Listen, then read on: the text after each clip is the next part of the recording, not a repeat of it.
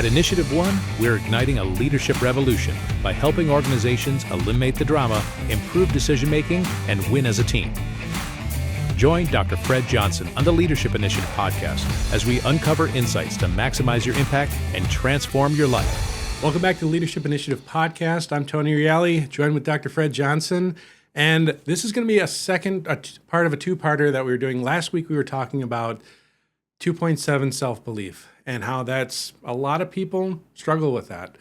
But as we came to the close, we realized we want to talk a little bit more about how to overcome that self-disbelief. And, for some people, it's, we know it as imposter syndrome. And, I heard somebody say the other day that imposter syndrome, their perspective on, instead of beating themselves up for it or listening to that voice too much, they would almost give it a big warm hug and be like, I know what you are. What you are is you're the little kid inside of me that's scared and wants to protect me. And so they, instead of beating it up or being ashamed with it, they were embracing it and giving it a hug, but saying, hey, listen, I get what you're scared of. You just go over here. I got this. We got this. And I think that there's a lot of exercises that people can take in this process because, again, last week we talked about the idea of, if you want to lose weight, there's diet and exercise. And I think, that diet perspective is in this whole realm of self-belief. That's a big part of it too. You can do a lot of exercises, and you mentioned a few last week, so make sure you watch that episode. But let's talk a little bit this week about the diet. How can we improve our diet so that we are naturally growing a better voice of self-belief in ourselves? So there's, off the top of my head, I'm going to respond to the things that I do to systematically work on self-belief. In our process, in our leadership transformation process, our research has shown that the average level of self-belief of the typical leader that we deal with, and because they're the cream of the crop kind of people in our population, so their self-belief is going to be a little bit higher, but it's still only a 4. If they do the work, 9 weeks or 3 months or so later, it has gone from a 4 to a 7. From I am not enough to I am enough. From living out of desperation to prove myself to declaration that I choose to believe the truth about myself, that I am of infinite worth and nothing can take that away from me. Now, there are some things that I do. One of the things that I do when we're in our 2.7 self, where our self-doubt is off the chart and our fear that we're not going to measure up is off the charts, I have gone to people in my life and said, what I look like when I'm in that place where my self-belief is in the pits. What do I look like? How am I coming across? Well, Fred, when you do that, you get really controlling. Your opinions become really rigid. You can become manipulative instead of affirming, and so I've learned what I look like when I'm in my 2.7 self, because my friends that I trust have told me. So when I go to that place and I recognize that behavior, I know that's when we call that our little guy, our little self, that we learned those behaviors and that way of talking about ourselves to ourselves somewhere around age 3 or 4. And that was not, people say, oh, that's your bad self. No, it's not. And your 8.0 is not your good self. It's not right or wrong, bad or good. It is effective and ineffective. The things that we did as kids that now are in our 2.7 self, those were the things that we did that were necessary to emotionally protect us as kids when we were in threatening environments that we didn't have control. They were necessary. But as adults, those same behaviors begin to be destructive. They make us feel safe, but they make other people feel unsafe. And it causes, when we're in that place, we push people away. And you can't influence people in positive ways when you're pushing them away. So one of the things that I do is I've asked people, what do I look like when I'm in that 2.7 self? And so then I do the second thing. I've got this silly little thing that I tell myself.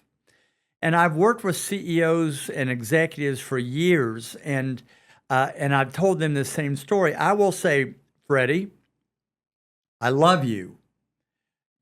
And you took care of me for a long time. But Freddie, my world has gotten really complex and it's gotten really big. In fact, my world is now over your head. And you keep telling me not to do this. You can't do this. And I know that you think that you're trying to protect me when you're doing that. Actually, Freddie, that was a long time ago. And so here's what I need you to do. I'm going to drive and you get in the back seat. Now I'm bringing you with me. You'll always be with me, but you're not driving. I want you to get your seatbelt on. And so, because when you drive, Freddie, you wreck people, you hit people. And so I'm driving. Big Fred, 8.0 Fred is driving. You get in the back seat. I can't tell you how many times a week I give that little tool to myself. I can't tell you how many people have called me over the years or sent me a text or an email saying, hey, Fred, I just want you to know I told little Billy to get in the back seat today. Ha, ha, ha. And we're talking people that are seen as ultra successful in our society. We all deal with that side. So that's one thing. I am very self-aware of what I look like when I'm in that 2.7 less than best version of myself. The second thing I do is I ask other people that I know care about me to tell me the truth.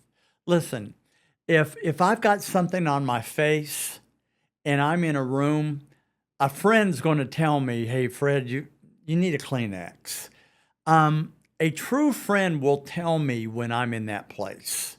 Sometimes I'm in my 2.7 self and I'm so close to it, or I'm so emotional, or I'm so upset that I can't see it, but others can. So I've given people permission.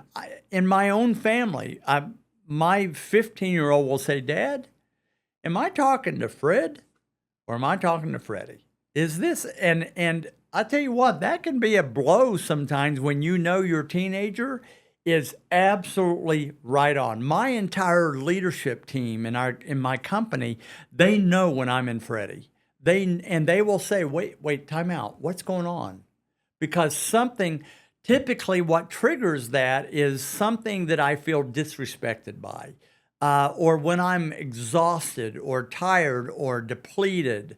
That's when I tend to go into those places. So I give people permission to hold me accountable as an act of respect and help and kindness when little Freddie is running amok, because he's not doing me any favors at that point. There's some other things that I do.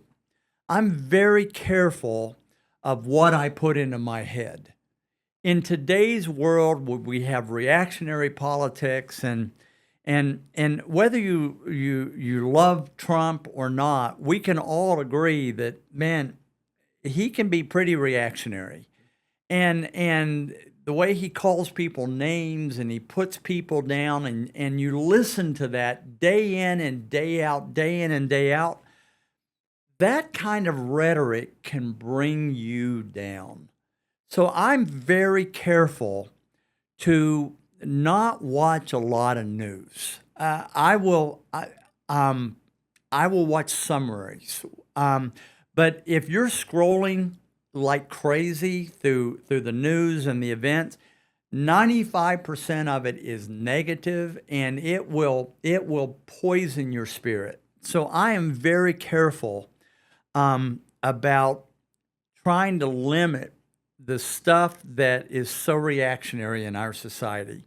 I'm also very intentional about people that I want to listen to, who are affirming, who are going to push me, who are going to stretch me. You know, we've all heard the term garbage in, garbage out, but actually that's not true. That looks like something that just passed through us. Garbage that comes in toxifies our mind. It trashes our thoughts. It kills our attitude. It brings us down. And then it's out.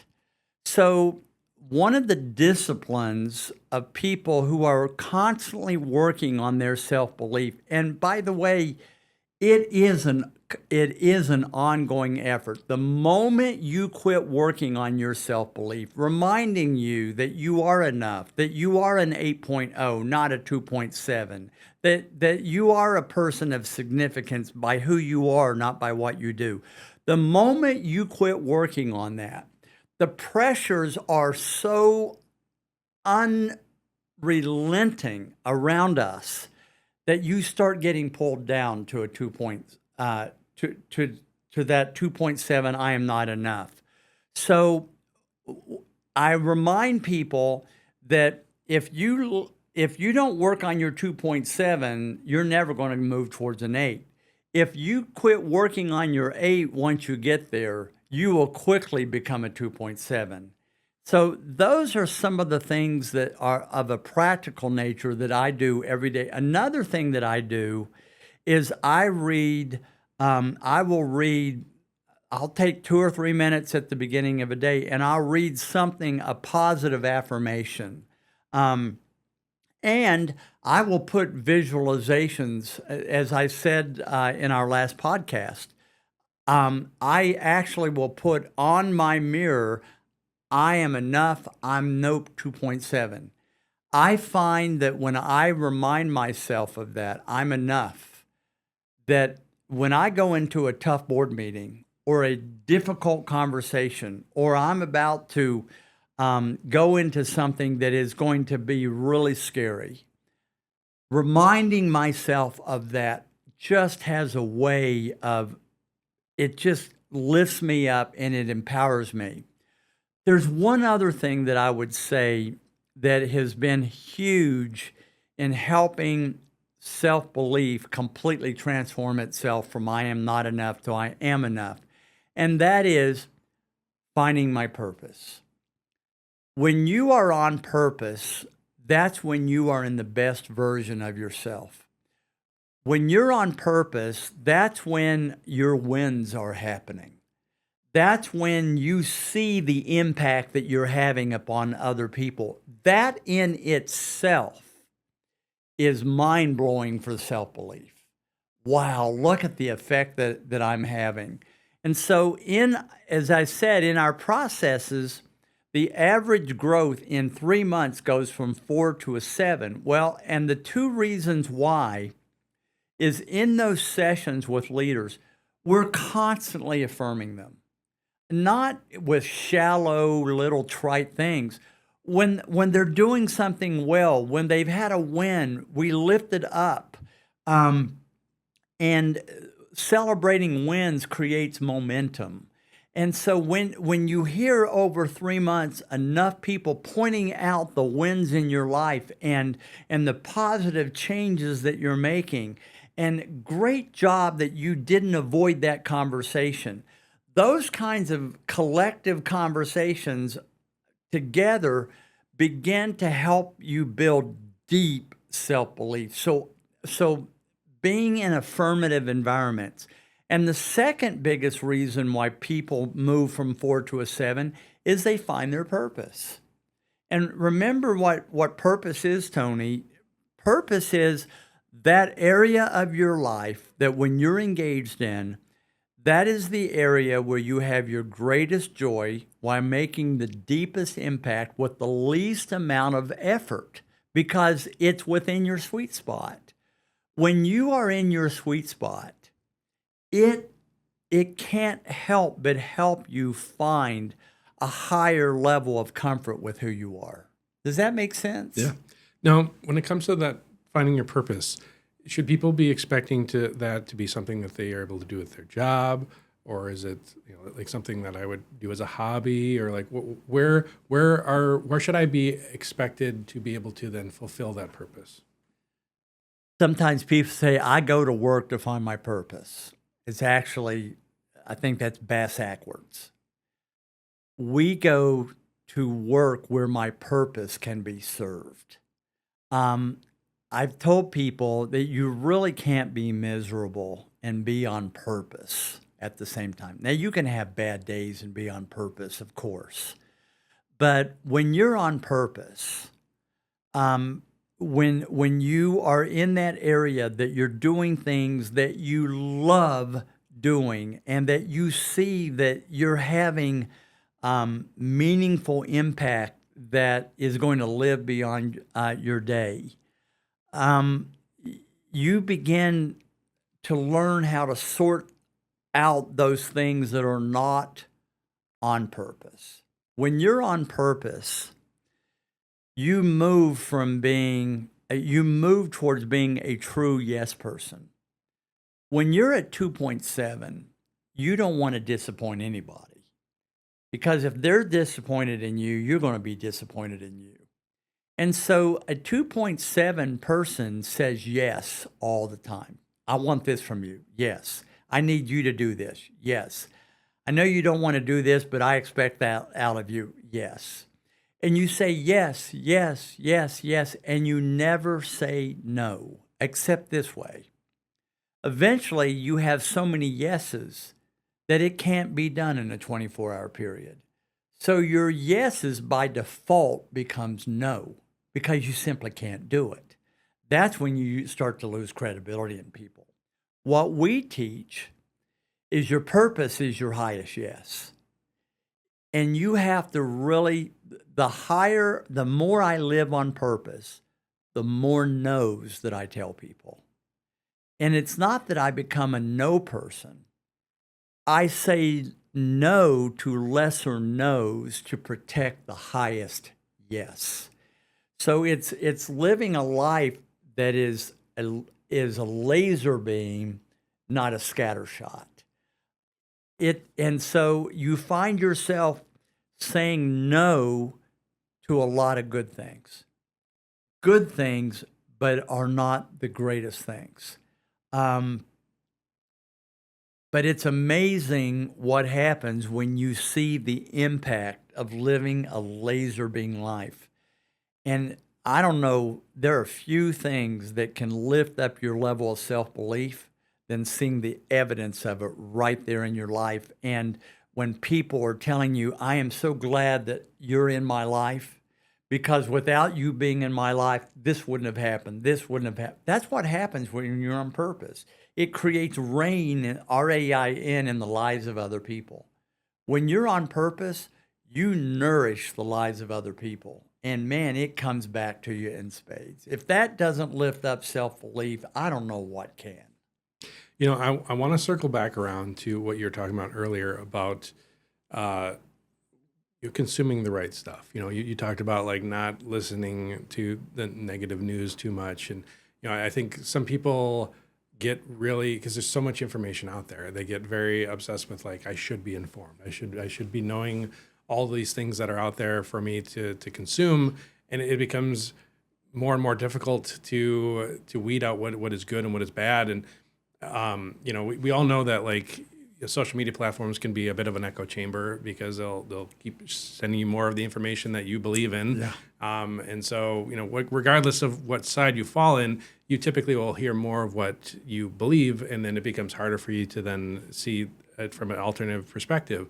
But I was listening to a study that was done recently that I think it was even more concerning, is that they were discovering that a lot of things are nowadays, we hear AI algorithms all the time. Everything's AI, and the algorithms for social media are going to want to show you content that keeps you on the platform, keeps you engaged. And what they discovered is that typically content that is negative gets people to stick around longer. And so let's say that you and I went to a party and we both, had I I maybe had a bad time, you had a good time, you posted, hey, this was a great party, and I was like, oh, this is a horrible party. The algorithm by default will want to share my perspective more than yours because people will engage, will comment on it, will share it, will stay more engaged with it. And so I think it's important for people to understand that all of those things, they have to be aware of what type of information that they're consuming, and you're not getting a clear picture no matter what. And negativity is going to just get to be worse and worse. It's going to become more and more prevalent in your mind.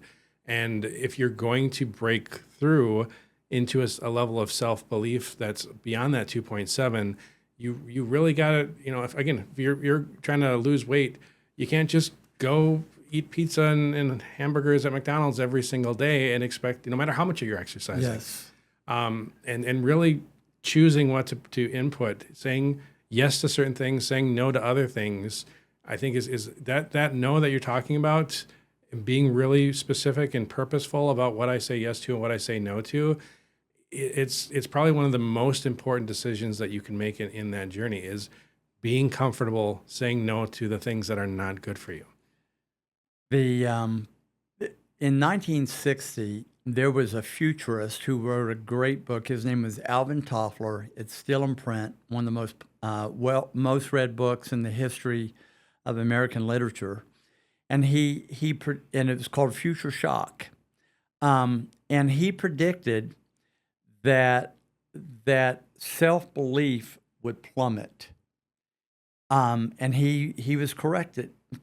And he said it would plummet because technology will give the ability to get out more information to more people faster than ever before.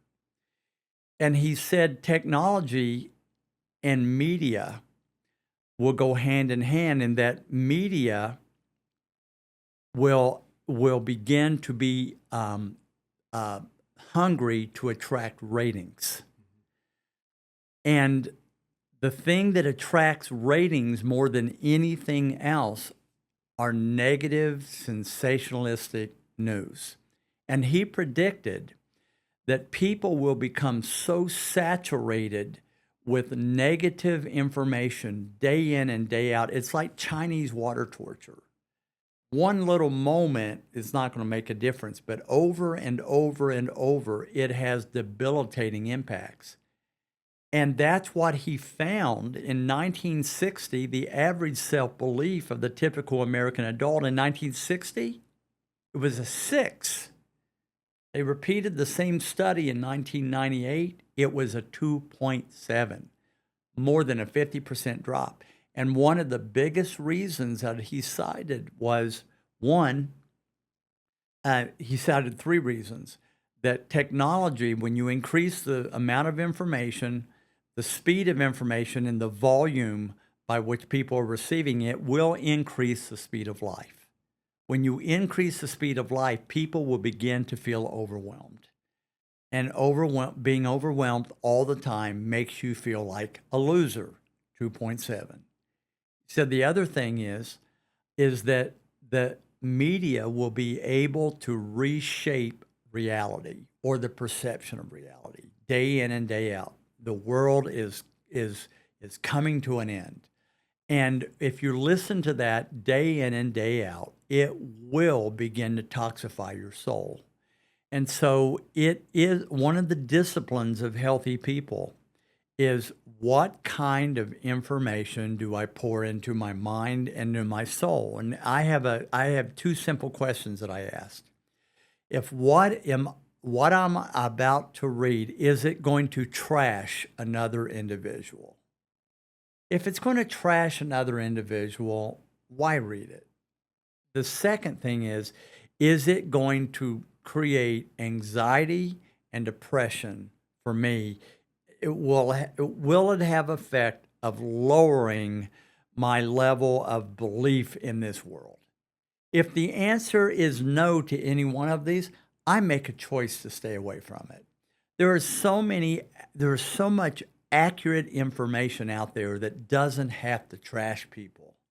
And so part of that is the discipline of garbage in, garbage out. Well, I want to put good water in so good water goes out. But in the midst of that, it cleanses my mind before it goes out. As simple as that sounds, the research shows over and over it works. That's awesome. I wish that we could keep talking. I love all this stuff, but we are coming to the end of the episode. So thank you for joining us today. And if you aren't currently subscribed to our channel, you can check out the video podcast. You can listen to it on audio, of course, and be sure to join us at our monthly think tanks. Whether you want to come in person in Green Bay or join us online, we have a great community of people that are learning and sharing and discovering how to be a stronger and better leader. Thanks for joining us. We'll see you next time.